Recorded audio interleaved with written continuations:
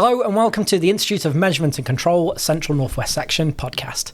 Today we're going to be looking at what life is like on the Standards Committee, who writes these things, how do they agree on anything, and why would anyone volunteer on what sounds like endless debates over wording. Thankfully for us, I've got two people who can tell us. Joining me are Ron Bell and Dave Green. Ron, Dave, thank you for joining us. Thank you. It's a pleasure to be here and thank you for joining us. Thanks, Darren. Looking forward to doing this other podcast. Brilliant. So before we dive in, can you both just introduce yourselves and tell us which committees you're currently on? I'm currently a member of GEL 65, which covers Industrial Process Measurement and Control, and I've been involved with various IEC and CENELEC committees over many years, particularly focused on functional safety. Brilliant. So I represent the InstMC on the Machinery Safety Standard MCE3. That also involves some subcommittees and IEC committee, and recently I've just joined GEL 65, so might be swapping away from MC3. Wow. So between the two of you, there's a lot of committee time logged just in this room. So let's start with the obvious question. Why did you even get involved in standard committees in the first place? What really drew you in? For me, it started with my work at the Health and Safety Executive as Electrical Specialist Inspector.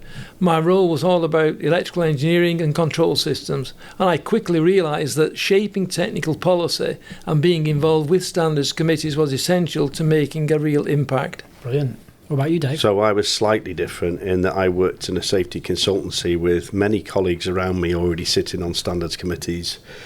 So it was encouragement from those guys as to shaping the future of the standards that encouraged me to go on. But as we already had too many people in the process sector, that's why I went into the Machinery Standards Committee at that point. We were doing both. I was doing both services, so by having the coverage of both was useful. Oh, nice. So why are these standards so important for measurement and control? In the 1970s, prior to the extensive development of GB and international standards on control and instrumentation, there were various company standards covering a range of electrical and C&I codes of practice. In the context of codes of practice, ICI was very active. To all intents and purposes, these industry codes of practice were considered accepted good practice because of a lack of standards to cover the rapidly developing number of industrial applications. Because of this lack of standards, HSE for a brief time issued letters of no objection for specific devices. During the 1980s, the importance of European and international standards became particularly important.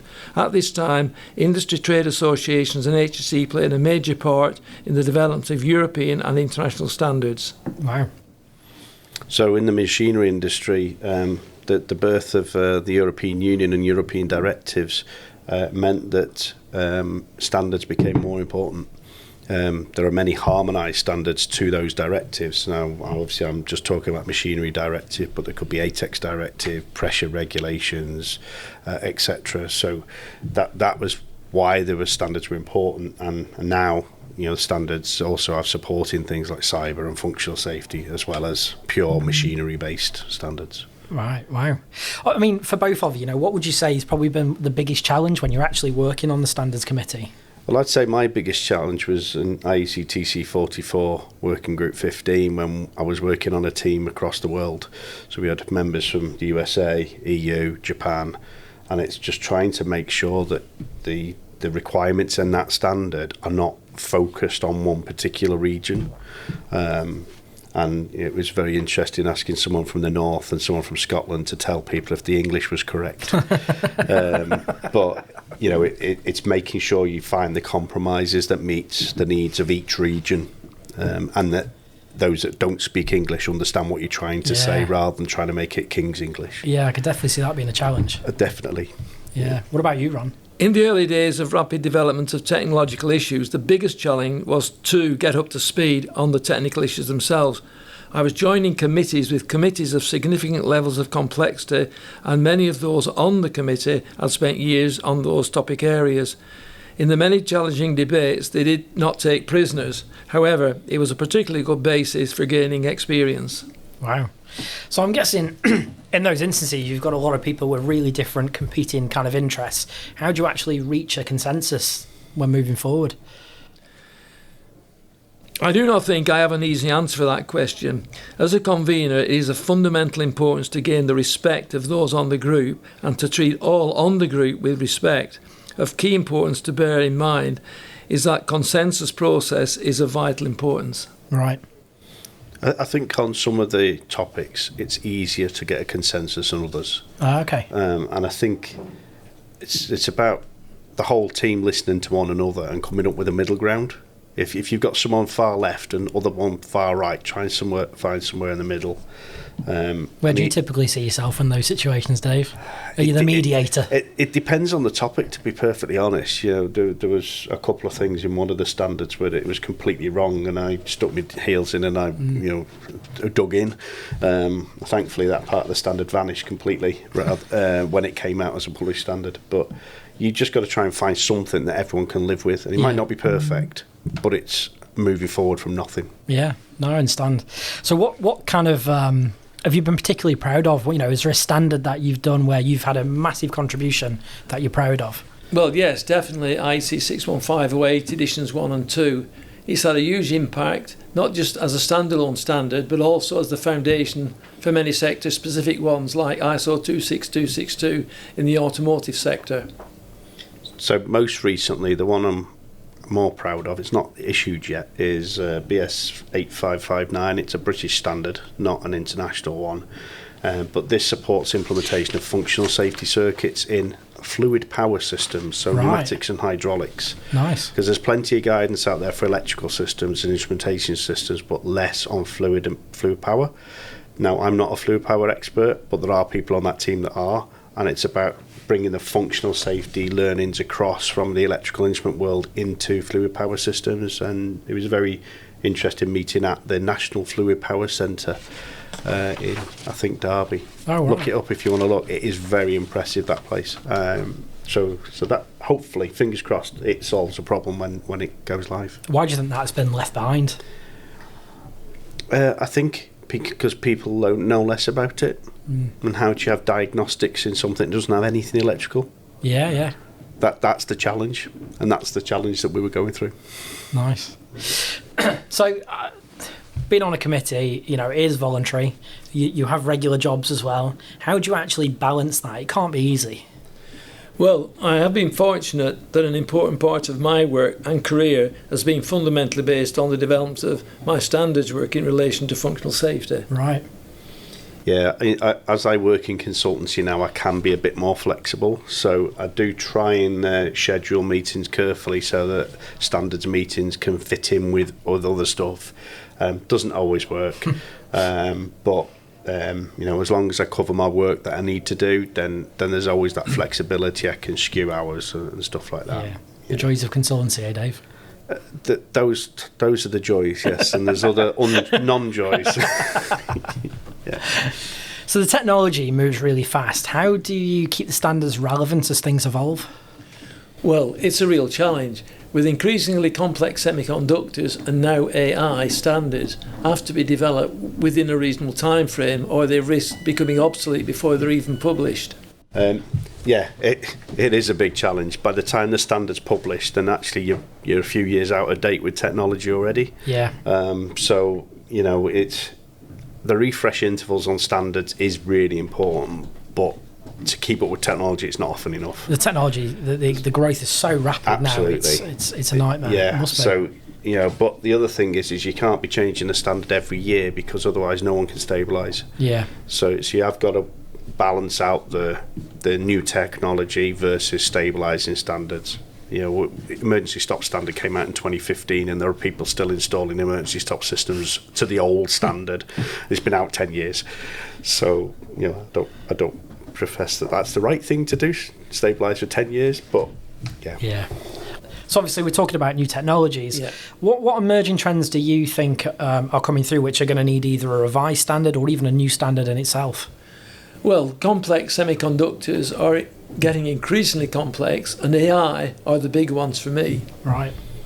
Yeah, so in the machinery world, a topic that is being worked on new standards at the moment is cobots, so collaborative robots.